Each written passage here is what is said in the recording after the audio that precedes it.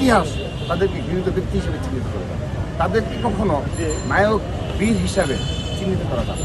বাংলাদেশে যারা প্রকৃত রাজাকার, অর্থাৎ যারা 1971 সালে এই বাংলাদেশ বিরোধী ছিল, বাংলাদেশের স্বাধীনতা বিরোধী ছিল এবং লক্ষ লক্ষ যে আমাদের মানুষকে হত্যা করা হয়েছে, সেই হত্যাকাণ্ডের সাথে যারা জড়িত, প্রকৃতভাবে যারা জড়িত, তাদেরকে নিয়ে কখন বাংলাদেশের রাজনীতি করা চলবে।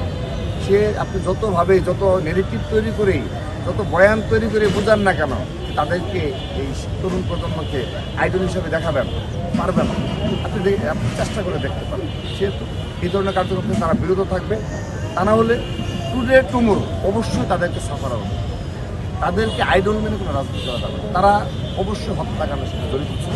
যারা হত্যাকাণ্ডের সাথে জড়িত ছিল তাদেরকে অবশ্যই তাদের বিচার এবং তাদেরকে আমরা ঘৃণিত ব্যক্তি হিসাবে চিহ্নিত করেছি।